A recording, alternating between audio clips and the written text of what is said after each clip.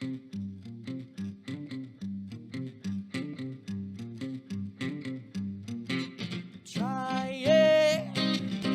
so hard to get to the top, but when I go up, there's always something trying to bring me down. Yeah. Sometimes nothing is going right, but I will not stop the burning passion that is instilled in me. Oh, I'm telling what I'm talking about, baby. I am on a quest to find my pursuit of happiness. I've been traveling for some time, yeah, for my pursuit of happiness. With love by my side and hope that won't die, I shine up through the darkness, and I know that I will find my pursuit. Oh, happiness.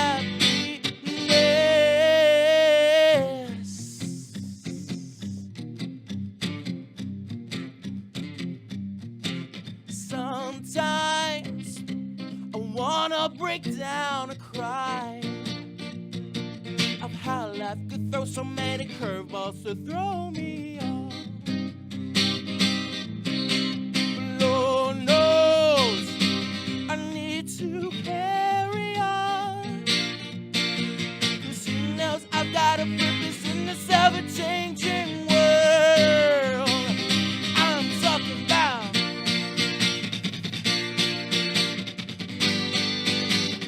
I am on a quest to find my pursuit of happiness. I've been traveling for some time, yeah, for my pursuit of happiness. With love by my side and hope that won't die, I shine up through the darkness, and I know that I will find my pursuit. Oh, happiness.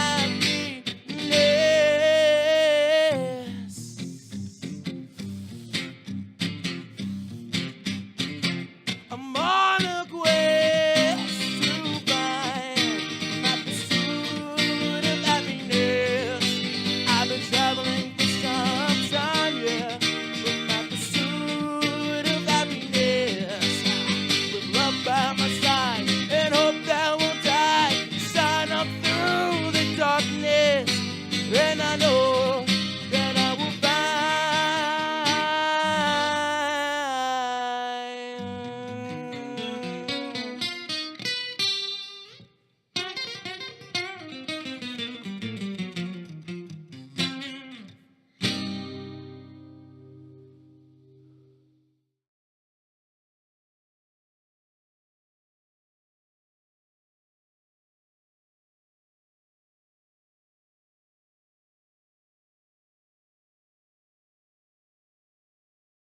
Hi, everybody. Welcome to this segment of Inside. I'm so fortunate to have the woman, Miss Elizabeth Cano, here on Inside. How are you? I'm doing well. Thank you. Now, you know, this is karma with Miss Elizabeth, right? Because I interviewed with her a couple of weeks ago in the previous position that you had, right? And I was nervous. And so she said, before we started, what did you say? I said now it's my turn It's to our be nervous time. We're in the flipping it. interview. We're flipping it. So let's make her feel at home here on Inside. Now, tell everybody, what are you going to talk about today? So I want to talk a little bit about mental health in the Latinx community, just the barriers that exist, ways to kind of break down those barriers, why it's so important to talk about mental health, just to have the conversation amongst the Latinx population, because it doesn't happen often enough, and so many illnesses are going undiagnosed, untreated, and there just needs to be a culture shift in terms of speaking about mental health and making it less stigmatized within the community. Very well. Now, you know, tell people a little bit about yourself before we get into the mental health. So I have worked in mental and behavioral health for over 14 years. I come from a children's behavioral health background, working at the Passaic County Care Management Organization for 14 years, and I recently took a position with M&S Psychotherapy and Counseling, doing marketing and community relations for them, and they offer a multitude of mental health services, So direct services to the community, both in the home as well as in an outpatient setting. Okay, good. Now, why is it important to talk about mental health barriers among the Latinx community? You want to explain about the Latinx? So Latinx is a way to, just a gender neutral term, so we don't say Latino or Latina, we use Latinx just to make it gender neutral, so we're speaking about the whole community Latinx. as a whole. It's more inclusive Okay. of everyone. Beautiful, beautiful, because that was my first time hearing it when I got the email from you. Yeah, it's my preferred term, but I know that it's a new term, so you kind of have to explain it. My kids kind of make fun of me when I use the word Latinx, but they've gotten used to it. Very good, very good. Now let's talk about these barriers. What are some of the barriers? So I think that the main barrier in terms of the Latinx community is just a generational, I guess, ideal of mental health or mental illness. It's not something that the community talks about, so they don't feel comfortable coming forward if they are feeling any challenges in mental health, because it is not received well by the older generations. It's just been passed on that, you know, mental illness is not something you talk about. Mental illness is not something that exists within our community, and this is something that definitely needs to shift so that we can be more accessible to services and treatment. Okay. Now, what are some of the major mental health challenges that affects the Latinx communities in the United States? So there are, you know, a lot of just general mental illnesses. So depression, anxiety disorders, bipolar disorders. There is, with the political climate, there is a trauma in terms of seeking mental health care because of immigration status. A lot of undocumented Latinx folks are not comfortable going out to get mental health services. So that just creates another barrier of, you know, a barrier to getting resources. Yeah. And there's just a lot of, you know, just cultural traumas that are passed on just because there is not a conversation around mental health and mental illness. And that's very interesting. If there's someone who's not here legally and they have some mental health issues, where can they go? So there are resources out there. Just, you know, straight off the bat, people should know that, you know, they should be seeking health care regardless of their mental health, you know, their document if they have an immigration situation or not. But they are always fearful because they just don't trust anyone. There's people that stop sending their kids to school. So something as basic as that. But for example, at M&S Psychotherapy and Counseling, where I work, we work with populations that have Medicaid or are eligible for Medicaid. So anyone who is, you know, at a certain poverty level, we will see them. There are clinics throughout the state that take patients. There's federally qualified health centers that will take folks without asking for documentation status. They can always go to hospitals, but they're always wary of what's out there because it is a risk for them. Yeah, because somebody out there, and they may say they have a mental health issue, and they say, if I go to this agency and they realize that I'm undocumented, they're going to call, you know, immigration. So Right. let them know that you guys do not do that. Absolutely not. No, it's a safe space. So anyone that comes out to seek resources, whether we can offer them or not, we will always refer them to places that will help them.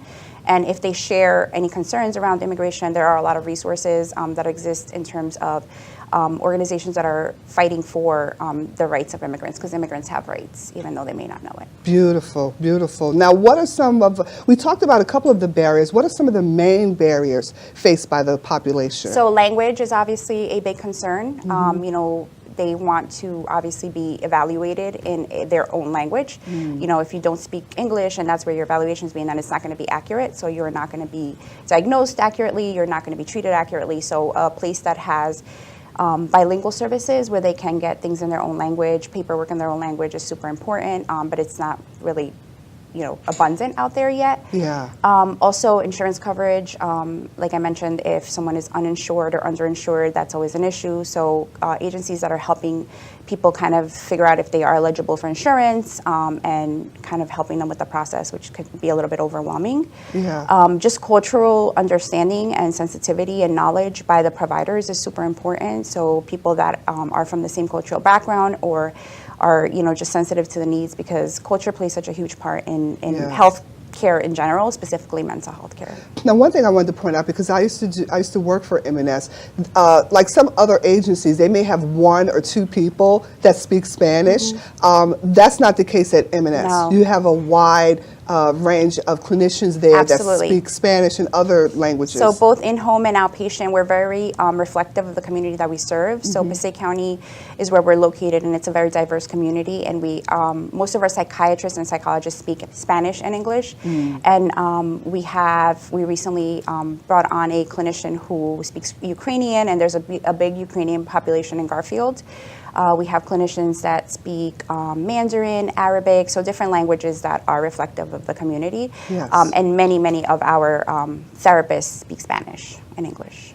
Beautiful. Now, what are some of the, or what can be done to remove some of the obstacles to healthcare access? I think conversation around mental health and reducing the stigma throughout, just the population in general, but specifically among populations of color or, underserved populations, just having the conversation about mental illness, that it's okay to see a therapist, that it's not make you weird or crazy, removing a lot of that language that people are afraid to be associated with, and so they're not out there seeking treatment. So, moving towards stigma-free zones and specifically having conversations just with the community at large, so going to health fairs and kind of educating, Spanish-speaking populations about the need for mental health services and that it's okay and that it's acceptable and there's nothing wrong with it, so that they can kind of shift the way they look at it. So it's not a problem, but more of a solution to something that they may be challenged with. Wow. Now, what are some of the things that you are involved in that can help dispel some of these myths and raise awareness about? So there's a couple of things that I'm involved with that I feel like are increasing mental health advocacy throughout. One of those things is where we met, which was actually, or where I kind of told you about, which is CNA, or the Community Networking Association. I think that's a great platform for different change agents in the community to come together. So we get together, we brainstorm, we advocate, we're allies to the community in many ways. Mental health is a big piece of that. There are, as you noticed, a lot of mental health and behavioral health providers that come to those meetings. So I think just coming to the table and talking about the resources that we share, so that we know we are not in this fight alone, in this fight to reduce the stigma alone, that we're not doing it in silos, but that we can do it together. So I think CNA is a great example of how we can make a big impact in reducing the stigma around mental illness. Also, I think just different provider agencies that are becoming more culturally informed. So like I mentioned, taking notice of languages that are being spoken by their patients and making sure that they are able to meet those needs in their own language. They're understanding the culture. It could mean the difference between someone calling DCP&P on a family and not calling because, if they're not cognizant of their cultural norms or their superstitions, things like that, they may see it as something that's, abuse or neglect, but it may not be the case. So I think just being informed, culturally informed, is super important in just serving the population and not judging them or stigmatizing them more than they already are. Wow. Now you talk about CNA, I would say this is a boom, right? Yeah, The definitely, two absolutely. of us talking on TV, getting it out there to the audience, this is definitely a boom. While we're on the topic of CNA, do you want to tell people a little bit about how they can get involved with CNA and your involvement? Because you're not just like a member like me. Absolutely. You head up one of the chapters. Yes, so CNA was started in Hudson County over 10 years ago, and we are slowly expanding throughout New Jersey. So Passaic was actually the second chapter, and we started a little bit over 2 years ago, and I am actually one of the co-chairs of the CNA chapter in Passaic County. We also have chapters in Bergen County, Camden County. We have one in Hudson, obviously the first one, and we are in the process of opening one in Union and Atlantic later on this year. So we're slowly growing, and CNA meetings happen throughout, like once a month, and they vary based on the chapter. So I would recommend that folks either go on the CNA of New Jersey website to find the calendar of meetings, or they can go on the CNA of Passaic Facebook page, and we post the monthly meetings on there so that they can be involved. And it's open to everybody. It's open to everybody, so you don't have to be a mental health provider. You can be a healthcare provider. You can be a business. We have people that own businesses that go to it. You can be just anyone that wants to make a difference in the community. And then you get to meet other people. It's a great opportunity. And Absolutely. like we're on like the Google Right. email thing. So if somebody has a family that is in need of housing, we send an email Absolutely. to everybody in all those chapters. Hey, anybody know if there's some Exactly. housing available? Yeah, that's right? that's the most valuable piece of CNA. So we joke and we say it's the longest meeting that you'll ever attend because it really just never ends. Right, In terms right. of the communication and the collaboration that happens through the Google group, we are able to help so many families. Like you said, people are so generous and so kind when you post about a family that's in need or a client that's in need. You know, you can post about it at 9 o'clock in the morning, and by 4 p.m. you are inundated with resources. So I think it's an amazing platform. And so then, you know, the goal is to try to expand and have even more CNAs in other counties, right? Absolutely. Even move out of New Jersey, perhaps. Yeah, that would be amazing. I know Yeah. Lenny would love that. Now tell everybody, what are some of the services offered by M&S Psychotherapy and Counseling? So we have diverse services in terms of, like I mentioned, the providers that work there. We have psychiatric services, so psychiatric evaluations, medication monitoring that happens in our outpatient locations. We are located in Clifton and also in Hawthorne. We recently opened up our Hawthorne location. So we do evaluation, psychiatric, psychological. We do psychotherapy, so counseling in both locations. We accept Medicaid. We currently do not have a wait list, which is rare. And accepting Medicaid is also rare. A lot of the outpatient providers do not accept Medicaid.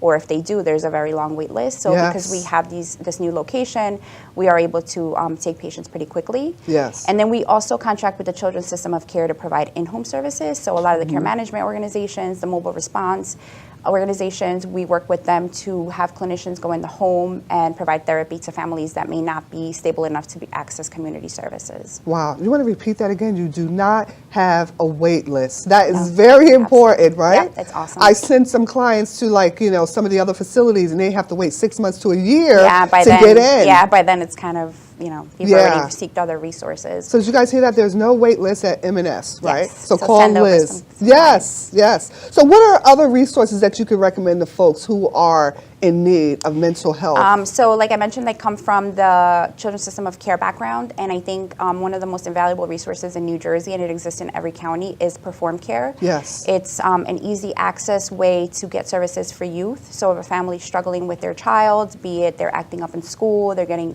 in trouble in the court, anything that's threatening their ability to safely stay at home in the community and in their school setting, they would call Perform Care and get an evaluation, and then they would determine what level of service they need. So if they're linked to a mobile response organization, they can be with them for a short period of time, and then they can link them to community resources. And then if they're linked to the CMO, which is where I used to work, they can get longer term services, including therapy, like M&S provides, and other therapist companies in the area. They can also get recreational, basically just a bunch of services wrapped around them to kind of stabilize and make them self-sufficient so that they are able to access resources in the community. So I think it's an invaluable resource. They are also working with the DD population now. So if a child has a developmental disability, they can link them to resources for that as well. And most recently, they are working with the substance abuse population. So if a youth is struggling with substance use or substance abuse, they can link them to the appropriate care for that. Wow, wow. So we will list at the bottom how you guys can get in contact with Ms. Cano. You can also go to our Facebook page, and hopefully we'll put a link there. We can link back to M&S and anything else that you want to add. Because what I'm going to do is I'm going to have you look into the camera and you're going to tell people how they can get in contact, how they can access the services. Hopefully you could say it in English, and then you could say it in Spanish. Is that good? Did you want to add anything before? No, I just think that it's great that you guys are covering this topic. I think it's something that we all should be talking about. So hopefully this conversation can just persist, and that way we can reduce a lot of these barriers. So thank you so much for having me. Beautiful. It's great having you. You don't know how hard it is to get in contact with this woman, so we're very fortunate to have her here on Inside. So I'm going to tell you to look into camera number 1 and tell folks both in English and Spanish how they can access your services. Okay, so M&S Psychotherapy and Counseling is located in 2 locations in Passaic County. We are at 1157 Main Avenue in Clifton, New Jersey, as well as 320 Lafayette Avenue in Hawthorne, New Jersey. And you can call us at 973-341-9869 in order to make an appointment, either for outpatient services, or we are most recently doing groups there as well. So anything that we offer, you can call that main line and we can triage the call. M&S Psychotherapy y Counseling tiene dos direcciones. Una es en Clifton, en el 1157 de Main Avenue, y la otra es en el 320 de Lafayette Avenue de Hawthorne. Y nosotros aceptamos Medicaid y tenemos servicios que podemos llevar a la casa, y también en la oficina tenemos psiquiatras, psicólogos y consejería en inglés y en español.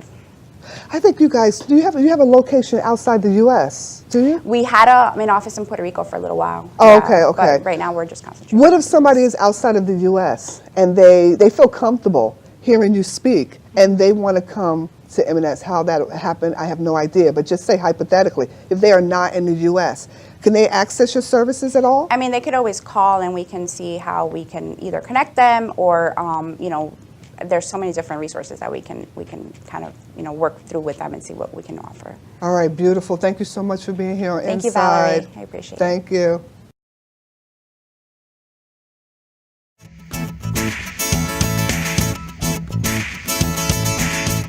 When things don't go right, gotta get up, you gotta fight.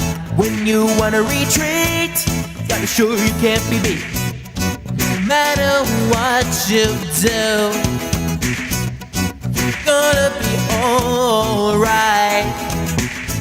When it's a cloudy, cloudy night, rise above and see the light. Just keep on saying with it, you'll reach your destiny. Push it, push it, push it, right through it. Push it, push it, like you knew it. Push it, right through it. Push it, like you knew it. Push it, right through it. Hi, I'm Dan Vega, and thank you for watching our channel. I want to take a second to tell you about a resource that's helping thousands of people across the country, Blue University. Blue University is the premier online business school for entrepreneurs and business leaders. You know, if you find yourself in a day-to-day grind where you've lost your joy or you're just tired of struggling, then check out blue.university. That's BLU.university. I can promise that you receive nothing short of a multi-million-dollar education. And if you want a completely different life in 3 to 6 months and a way to create wealth in 5 years or less, then again, check it out. That's BLU.university. Find out why blue is the new color of success. Also, make sure to subscribe to this channel or to give us a good rating, but that's only if you see value. And when you do receive value, make sure to share it with someone else. Thank you very much, and we'll see you next time.